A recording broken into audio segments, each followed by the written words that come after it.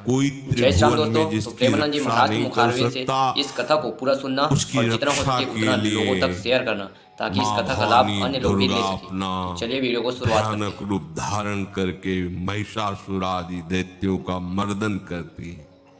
प्रभु है उस रूप में, दूसरा नहीं है। उनकी सामर्थ्य कितनी है, त्रिभुवन में कोई सामने खड़ा होने वाला नहीं होता। मां भवानी जिस समय अपने स्वरूप में आती, किसी की ताकत नहीं है। ये शुंभ निशुंभ इतने बलवान दैत्य थे, त्रिभुवन में कोई इनका बाल बांका भी नहीं कर सकता था। स्मरण किया समस्त देवताओं ने तो भगवान से ही शक्ति का प्रादुर्भाव हुआ। इतना सुंदर रूप मां भगवती का। शुंभ निशुंभ के पार्षद घूमते रहते थे, उन्होंने देखा, जाके बताया कि आपके महल में जितनी सुंदरियां उसकी दासी बनने योग्य भी नहीं है, ऐसी सुंदरी का हमने दर्शन किया। बोले मेरा जाके परिचय बताओ। बोले ऐसा नहीं लगता कि आपके परिचय बताने से केवल आ जाएंगी।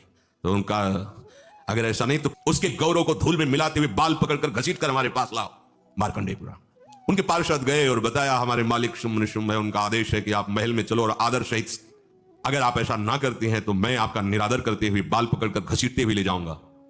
देवी जी ने मुस्कुरा दिया और कहा अपने मालिक से कह दो जाकर के कि हम उसी की आज्ञा पालन करती है जो हम पर युद्ध में विजय प्राप्त कर ले। वो जाके बोले हाँ वो तो मत वाले, त्रिभुवन में कोई जोड़ ही नहीं था। आए और उद्दंडता पूर्वक वचन बोलने लगे। माता जी ने कहा तब तक बोल ले जब तक मैं मधु का पान कर रही हूं, बस ये पान करते ही तेरी जीवन लीला समाप्त हो जाएगी। ऐसा ही हुआ।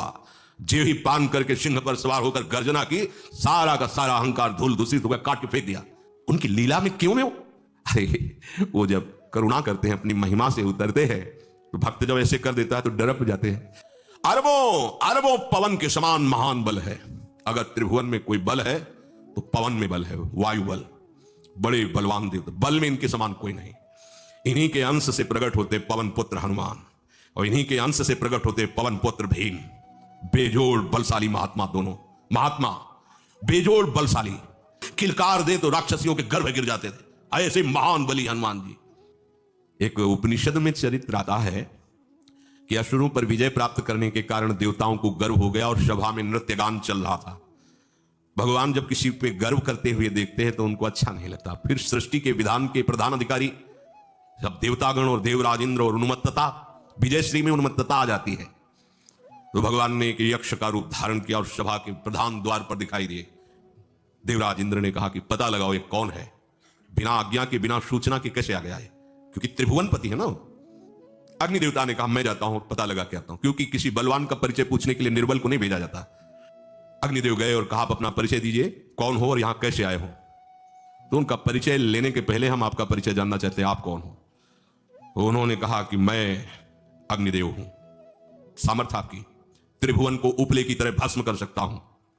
मैं समस्त प्राणियों के उदर में बैठकर अन्न और जल का पचाकर जीवन दान देता हूं, जीवन पोषण करता हूं।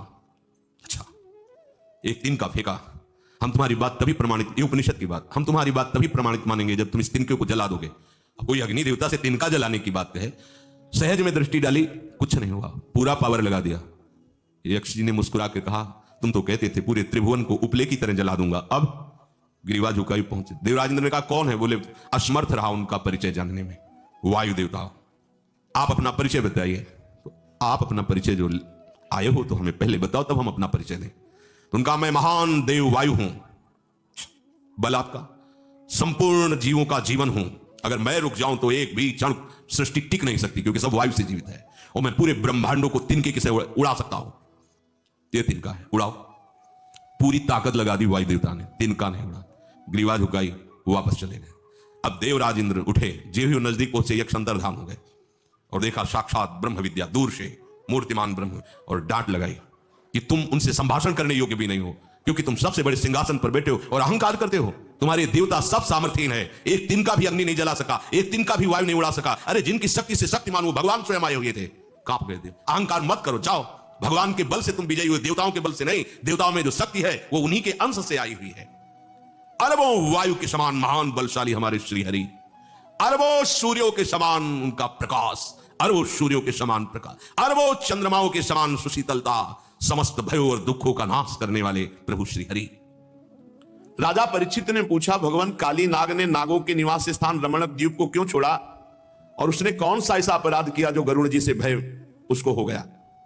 श्री सुखदेव जी ने कहा परीक्षित, पूर्व काल में गरुड़ जी जिस सर्प को चाहते, सर्प हार है, भला चाहे 1000 फण वाला हो, चाहे सैकड़ों फण वाला हो, गरुड़ जी के पंजे से और चोंच के प्रहार से छिन्न भिन्न हो जाता। फिर यह नियम लिया गया कि प्रत्येक मास में एक महान बलवान सर्प तुम्हें भोजन के लिए दिया जाएगा, 1 महीने में एक बार आप आक्रमण करके सर्पों का विनाश ना कीजिए। ऐसा ब्रह्मा जी से पास हो गया था। अमावस्या के दिन महीने में एक बार महात्मा गरुड़ को बलवान सर्प भेंट दिया जाता था और उसे खा लेते थे। सर्पों में कद्रु का पुत्र काली नाग था, बड़ा घमंडी मतवाला स्वभाव। गरुड़ जी को भेंट देना तो जाने दो, जो गरुड़ जी को भेंट देने के लिए कहा जाता वो उसी सर्प को खा जाता, कालिया। भगवान के प्यारे पार्षद शक्तिशाली महाबली गरुड़ जी को जब पता चला तो कालिया को मार डालने के विचार से उस पर आक्रमण किया। काली नाग ने जब देखा गरुड़ बड़े वेग से मुझ पर आक्रमण कर रहे हैं तो सैकड़ों फण फैला करके डसने के लिए गरुड़ जी पर टूट पड़ा। अब गरुड़ जी की पंखों की मार, चोंच की मार, पंजों की मार, तारक्ष नंदन गरुड़ जी भगवान श्री हरि के वाहन है, उनका वेग और पराक्रम अतुलनीय है। गरुड़ जी ने देखा है नाग बड़ा ढिठाई और घमंडी है, तो उन्होंने झटक करके पंखे से प्रहार किया, घायल हो गया। और उसको पता था कि सौवरी जी ने साप दिया है इस क्षेत्र में गरुड़ जी प्रवेश नहीं करते, इसलिए भाग कर आया और काली दह में छुप गया। तब से अभी तक छुपा हुआ था। इस स्थान पर गरुड़ जी नहीं आ सकते थे। देखो, बड़ों से अगर कोई गलती भी हो जाए तो उनको दंड नहीं देना चाहिए, नम्र ही रहना चाहिए। सौवरी जी तपस्या कर रहे थे तो उसी क्षेत्र में गरुड़ जी ने एक बड़े मछली को खाया। कहा, गरुड़ तुम्हारी इतनी हिम्मत हमारे सामने मछली को। भगवान गरुड़ जी ने कहा, मेरा आहार ही यही निश्चित किए गए हैं, जलचर जीव। उनका आज के बाद मैं शाप देता हूं कि अगर तुम किसी मछली को यहां खाए तो तुम्हारे सर के 100 टुकड़े हो जाएंगे। गरुड़ जी तो चलो भाई तुम महात्मा हो इसलिए छोड़ के चले गए, पर मछली के ही मैथुन से भ्रष्ट हो गए, 50 ब्याह करने पड़े। यह अपराध था गरुड़ जी का, नहीं ऐसे महात्मा की बुद्धि। लेकिन मछली का पक्ष लेकर गरुड़ जी को शाप दिया तो मछली के ही द्वारा उनका पतन हो गया। और यह बात पता था काली को, तो ये भाग करके यही इस कुंड में आकर छुप गया। यह बात केवल कालिया को पता थी, इसलिए गरुड़ के भय से यहां रह रहा था। अब भगवान के चरण चिन्ह बन गए, इसलिए गरुड़ जी कभी इसको खाएंगे नहीं। भगवान दिव्य गंधमाला वस्त्र सर्प की जो मणियां उनसे विभूषित कुंड से बाहर निकले।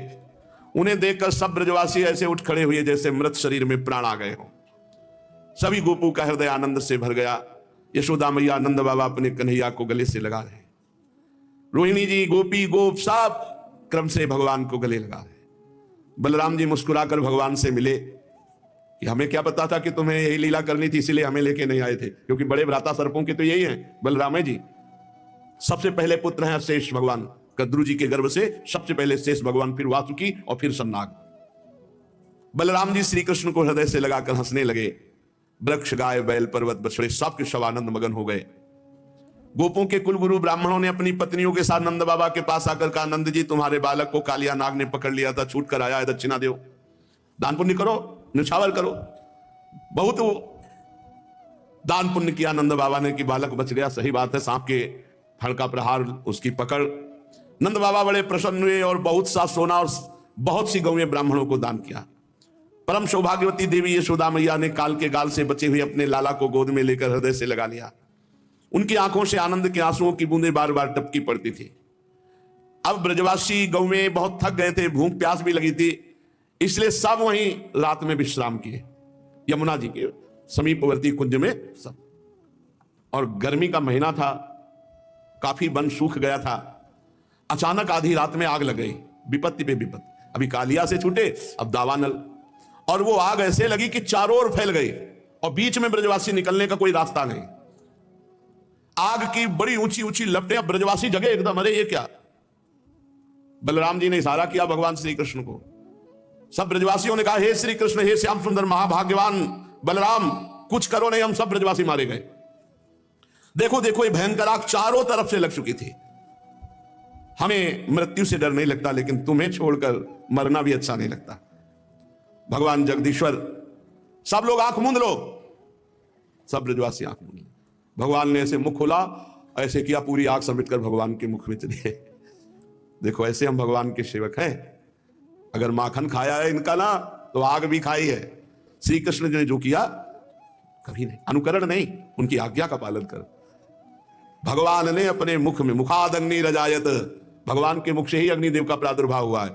भगवान ने मानो जहां से अग्नि प्रकट हुई वहां से विराजमान कर पूरी अग्नि समिट कर आकर्षण होकर भगवान के मुख में विराजमान हो गए। अब ब्रजवासियों से कहा आंख खोलो, आंख खोला तो शीतल मंद सुगंध वायु चल रही, कहीं आग नहीं। ऐसे चमत्कारिक है हमारे प्रभु, बहुत आनंद का विषय है। यदि सच्चाई से चलो तो प्रभु से अपनापन हो जाए। अब सब ब्रजवासी आनंदित और सबको पता है कि हमारे श्री कृष्ण कोई अलौकिक हैं। सब श्री कृष्ण के श्रीमुख का दर्शन, उनकी कीर्ति का गान करते हुए अब भगवान गोष्ठ में प्रवेश किए।